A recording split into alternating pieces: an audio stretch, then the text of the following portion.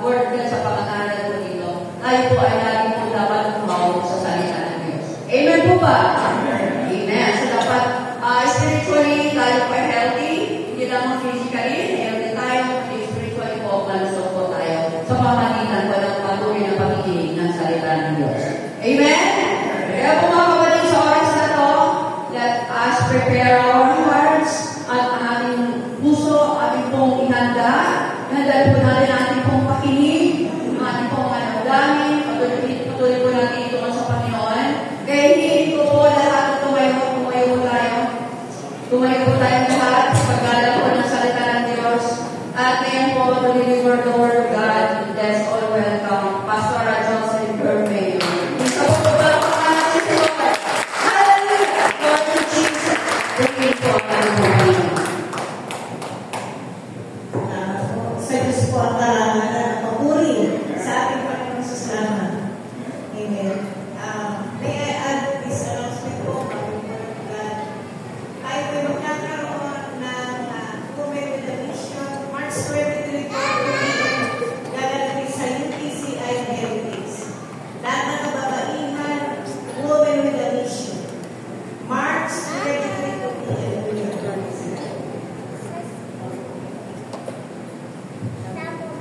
po sa pagbasa na natin sa salita. Kung meron kayong malalang sulatan, isang po natin ito sa Isaiah. The book of Isaiah, chapter 42, verse 1. Praise God. Sabi po dito, Isaiah 42, verse 1, Here is my servant, whom I uphold, my chosen one in whom I delight. I will put my spirit on him, and he will bring justice to the nations.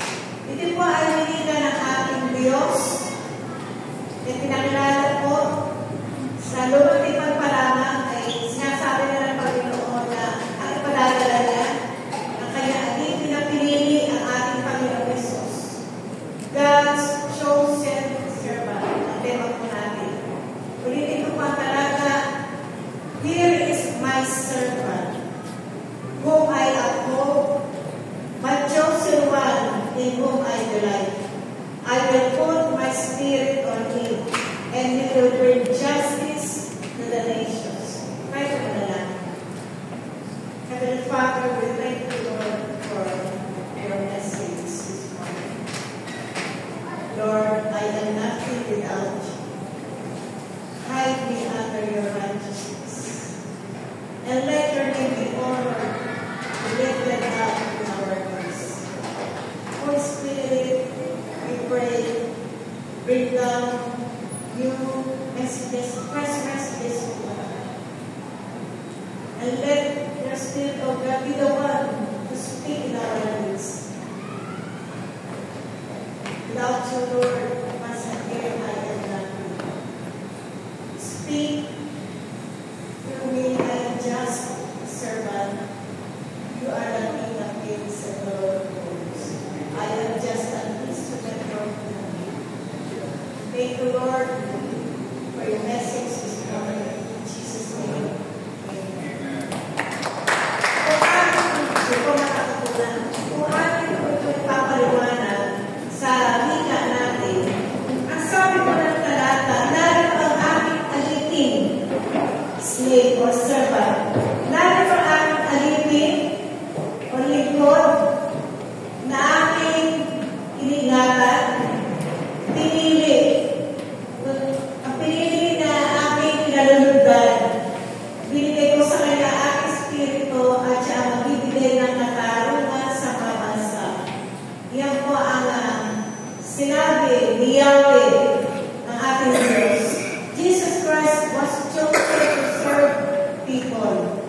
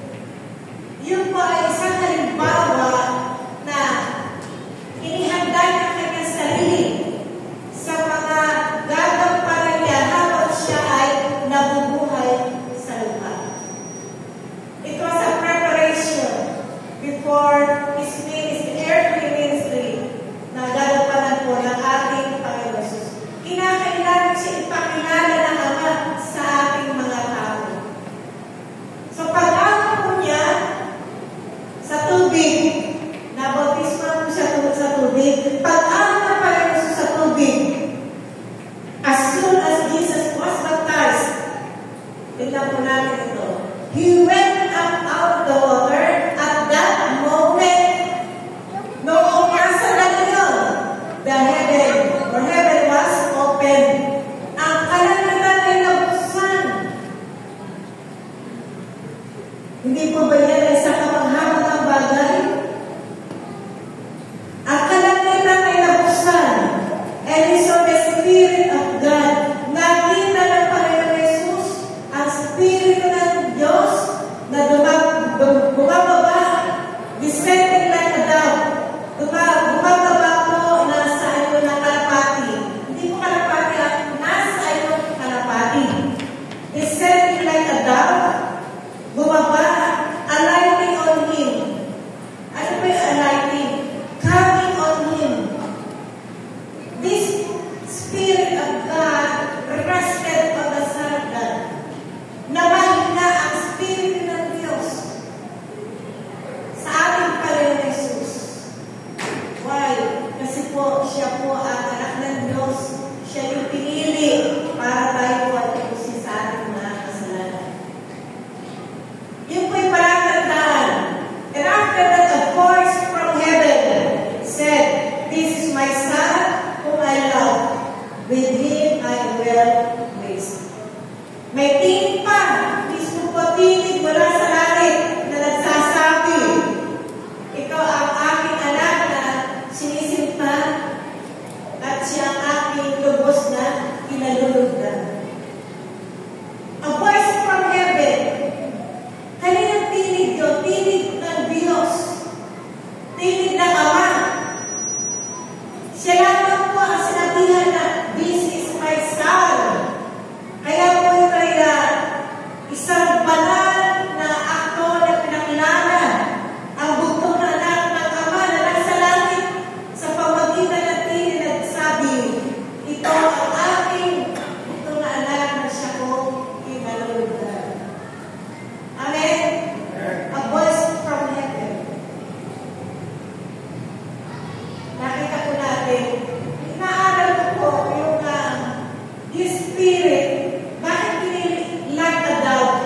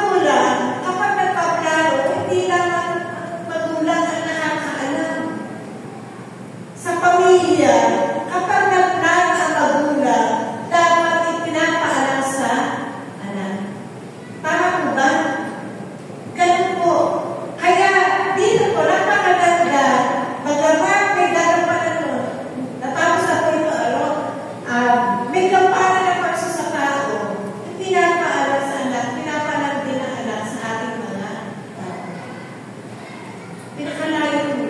Yung magagagawin niya. Doon po kasi nakikita, pinapakita ng Diyos na mahal ng Diyos ang tao. Kaya sabi mo sa katabi mo, mahal ka ng Diyos. Mahal tayo ng Diyos.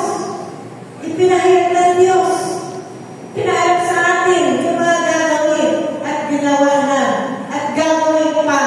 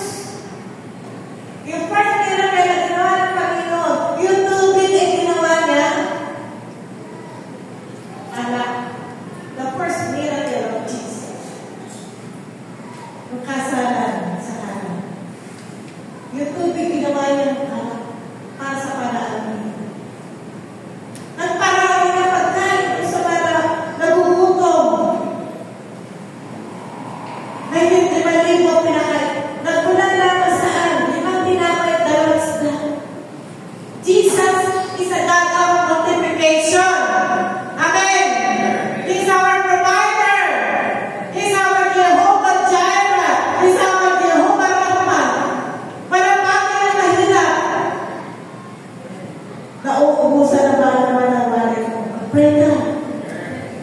Jehovah Jireh. Pagkitin natin lagi. Jehovah Jireh. Nawawala na pala ang maraming kasal mo. Mag-pray ka. Jehovah Jireh. Dumarating ang biyaya.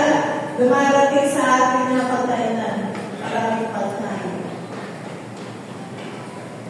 Sabi po ng Mateo, do not worry about tomorrow. But you will eat, drink, either what you will wear. Ang sabi ng Maraming Sulatan, huwag tayo mag-alala. Hindi magtiwala. Palitan natin mag-alala ng pagtitiwala. Pananampalataya sa ating Panginoong Jesus. Amen? Hallelujah. Bakit po malakas ako na magpatuon? Kasi po naranasan. Alam ko naranasan lahat yan. Kailangan meron tayo natin ipapatuon. Anong ginawa ng Diyos sa buhay ko? Anong ginawa ng Diyos sa buhay ko? Amen? Marami po. Lord to God. Si Jesus ang kailangan natin. Siya ang ating tagapamagitan natin sa Diyos. Parang masabi po dito, the Son God finished the course. Hindi po yung kurso ng pag-aaral.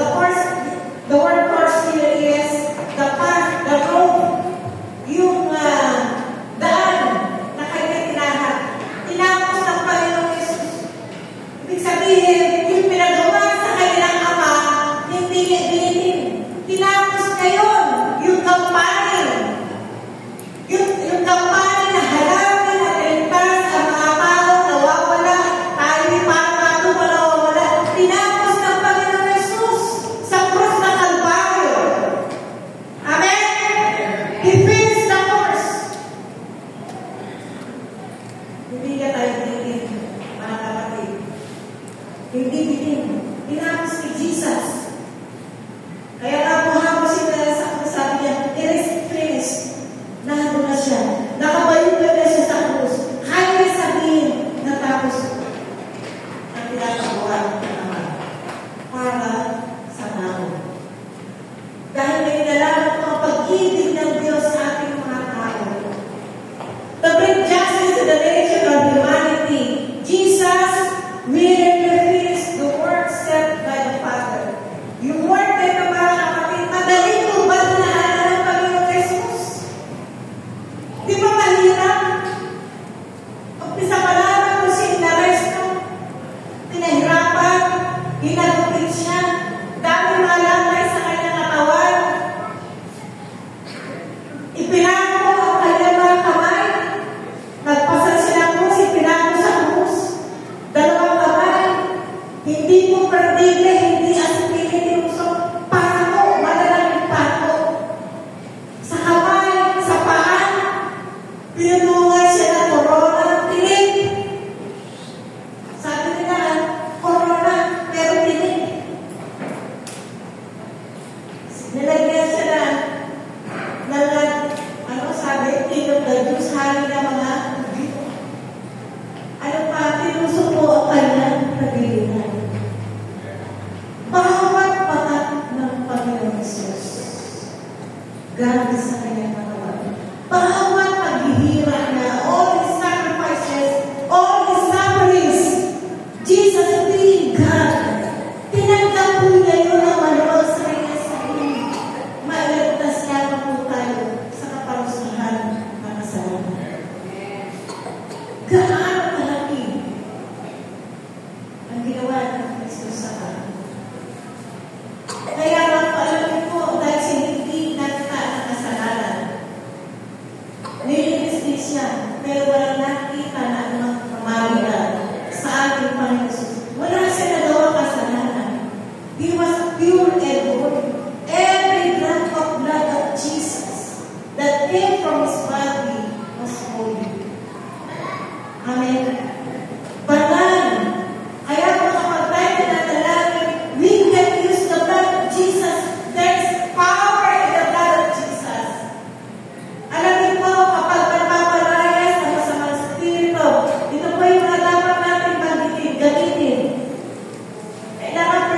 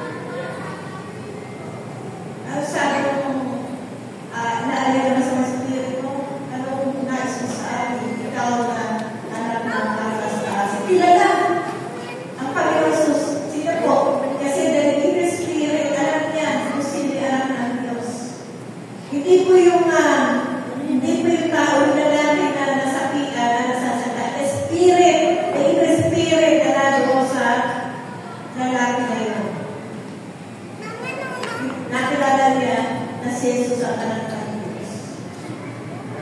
Kaya nakiusap pa, kung kami palalayasin ko, ilipat mo kami doon sa maba. Pinutusan ng Panginoon sa masakay sa piling. Lord of God. Yun po yung kapangyarihan na ating Panginoon Jesus. Yun ang glory niya. But siya ay pinakaliwanag sa mundo madilim. This world is full of darkness, full of wickedness, full of sins, transgressions, lahat ng kasamaan at patuloy mo sumasama ang mundo. Pero God, Jesus is the light of this world.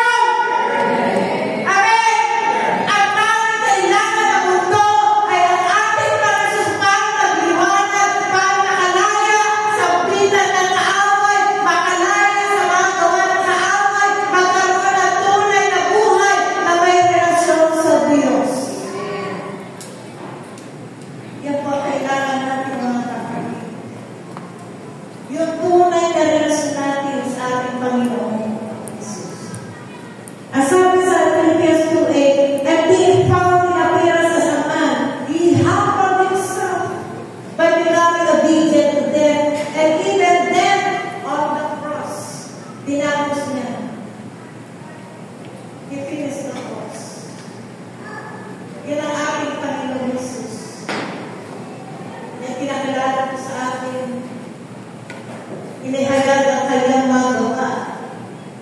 At until now, ang ating pong mediator, intercessor to the Father, kapag tayo pinananalangin, binabanggit natin in Jesus' name. Alam niyo po ba, siya po ang namamagitan sa ating kasama. In our prayer. Amen? Kaya pag tayo nananalangin natin, bagbilin po natin ang pangalan ng Jesus. Bagbilin po natin in Jesus' name. When we cast out evil things, gamitin natin ang Jesus' name. Makapangyarihan po ang pangalan ng ating Panginoon. At ang ating panalangin, sigurado makakarating sa trono ng Ama pag pinanggit po natin ang ating Panginoon Jesus. He is our intercessor to the Father. He is our Redeemer, our Savior, our Lord. He is everything to us. Kaya nga po may awit na, Jesus is more than enough for me.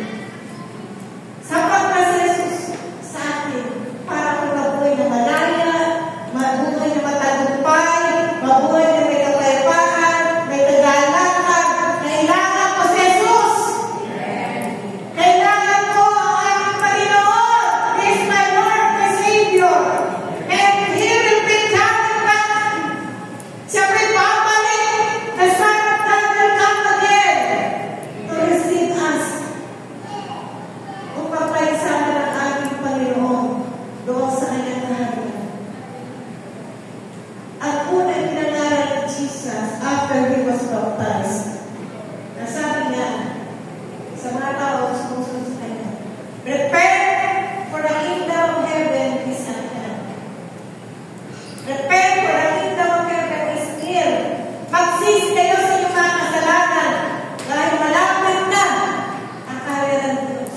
Malapit na ang paghahari ng Diyos. Ito na po yung inaabangan natin mga mananampalataya. Tayo pinakapag-asa ng mananampalataya na sa pagbalik ng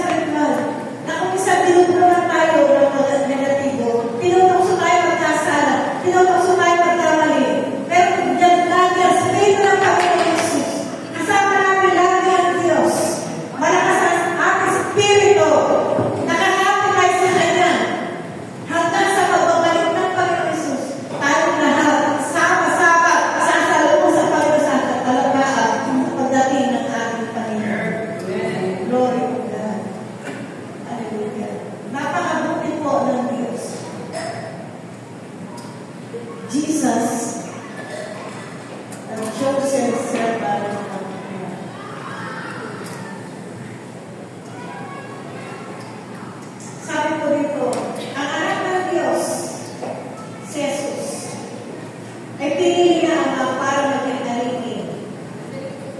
To serve us. Upang bayaran at kaparusahan ng mga kasalanan. Sabi ng Romans 3:23, for the wages of sin is death. Bawat isang kasalanan mga kapatid, may kabayaran po at nakabayaran. Kaya mag-ingat po tayo kung tayo magkasama sa Diyos. Mag-ingat po tayo kung kasalanan sa pagsasalita, kasalanan sa iniisip, at sa ating mga ginagawa. Mag-ingat po tayo. Every single sin, pag sinabi ng banal ng sulatan, ito po yun. For the wages of sin is death. But the gift of God is eternal life through Jesus Christ. Sa pamagitan ni Kristo, may kaloob ang Diyos na buhay na walang hanggan. Binayaran ang kaparusahan ng mga kasalanan nating mga tao at tayo nananampalataya sa Kanya. Nanampalataya na ay nagkaroon ng buhay na walang hanggan. Tayo ay natamo ng katagumpayan sa pagiging alipin ni Kristo. Kaya po tayo naging matagumpay dahil sa pagiging alipin. Tayo, Diyos siya, bumaba sa lupa, nag-ayong tao para tayo ay pag-isip sa kasalanan. Hindi po ba yan ang kamanhamang magawa ng Diyos upang tayo makalaya sa kaparusahan sa Kanya? Kaya mahalin po natin ang Panginoon Jesus. Paglinturan po natin ang Panginoon Jesus. Ibigay po natin sa Kanya ang nararapat mga kapatid. Ngayon natanong, paano siya pinapakilala sa mga tao? Kung pinakilala siya sa atin ng Ama, paano natin siya pinapakilala sa tao? Hallelujah. Nakilala na natin siya, pinubuhay natin siya, sinasama natin siya. Paano naman siya pinapakilala? Kung ikaw ay nasa trabaho, paano siya pinapakilala sa trabaho sa trabaho? Kita ba sa buhay mo na kahit hindi mo pinapagin na ikaw ay Kristiyano, na ikaw ay kapagdal kay Kristo? Kung ikaw ay nag-aaral, kita ba sa buhay mo na maranasin mo ng guro mo na ikaw ay Kristiyano? Halata ba kinakonfess mo ba with your mouth that Jesus is your Lord? Kung tayo na nasa bahay, mga nanay, mga tatay, mga bata, paano natin kakilala ang ating Panginoon Jesus? We need to confess with our mouth that Jesus is Lord. We need to share the gospel. Amen. Habang tayo po ay nandito sa ibabaw ng mundo, binigyan ang pagkakataon ng Diyos na mabuhay. Ipamalitan natin ang kabutihan ni Kristo. Ang katapatan ni Kristo.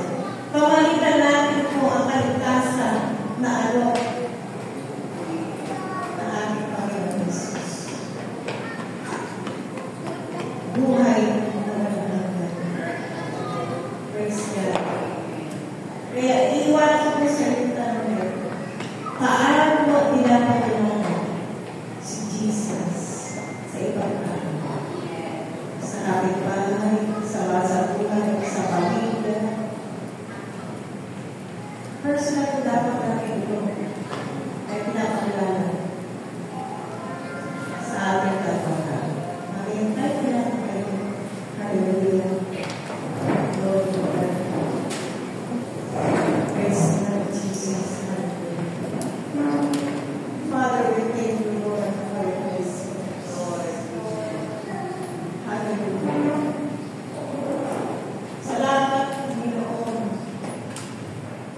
Pinili niyo po ang mga pagtunan ng Panginoon Jesus. Sa isang dakilang layunin na kami tubusin sa kasalanan at kuhanin din ang aming mga karamdaman. Ang kasalanan at karamdaman ng Panginoon ay naipako na sa Diyos. Binayaran ng Panginoon Jesus. Ang mga oras na ito, Panginoon, ipinapahid namin, O Diyos, na naniniwala kami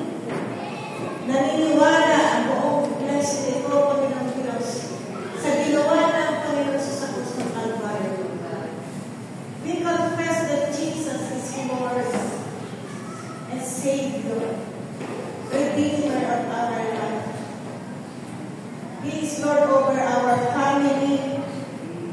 He is Lord over this church. He is Lord over our work, in all our endeavors. He is Lord over our school, in all our education. He is Lord over the Philippines. He is Lord over America. He is Lord over California. Right now, Lord Jesus, we pray. Take control of the situation. You alone can control, can fire out this place. Sama-sama kami, Panginoon Jesus, dumudulog sa iyo. Nakahabagay po, Diyos, ang mga tao sa lugar ngayon. Na nakakaras, Panginoon, ng wildfire. Lord, salamat. Walang bagay na imposible sa iyo. At nawalan mo ng mga tao, maunawaan nila na kayo sa Diyos na buhay at mga mangyari. Not only, Panginoon, in California, in other parts of the world, Panginoon, na nakakaranas na iba't ibang kalanas, floods, earthquakes, volcanic eruption of Jesus. Lord, you make it so much. You make it many messages, Lord. Ibis calamities. May mensahe ni Panginoon sa mga kalamitan na tayo dapat magpapagawa at magsisi sa manubalik sa iyo. Holy Spirit, thank you, Lord. Thank you, God, sa salita niyo sa mga kakami mga tao niya namin. Higit pa sa lahat ng mga salamat, salamat Panginoon. Sa iyo lahat ng katuruan sa pangalan ni Jesus. Amen. Ito, nagdarito tayo sa ating isang sena.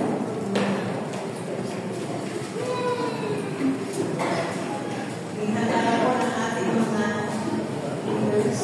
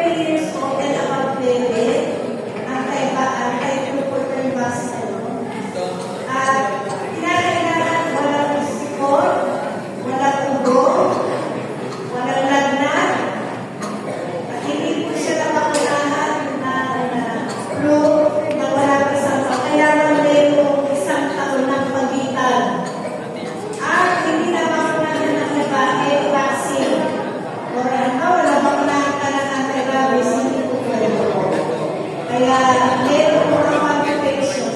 Ito po makakatulong sa akin ang palakasan ng immune system. Tama po ba? So, kung meron tayo na ano po na pag-protect yung mga donor.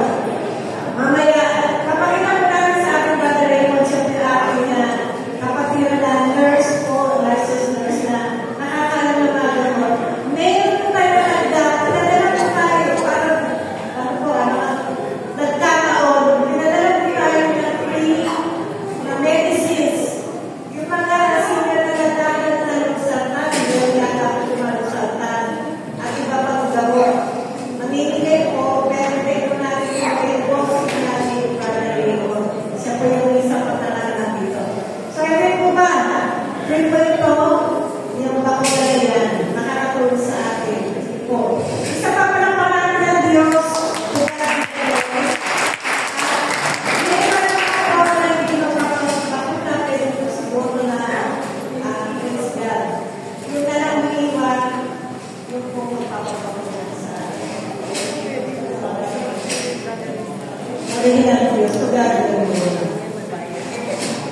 kahit po,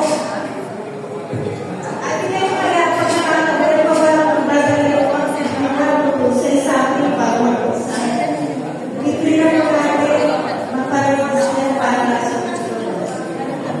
Lanan, okay na po. Sige po, wala pa lang yung evidence kung hindi na po yung pakala yung taga-libre. Si, ano na pa isa po sa atin, yung Lord and Sister Giselle, pwede po. Pwede na po. Si Sister Leia, Brother Jude Ray, meron pa po ba? Si Brother Desi po. Kasi nabigay na report na kasi darating ko na-press na po. Sino pa po?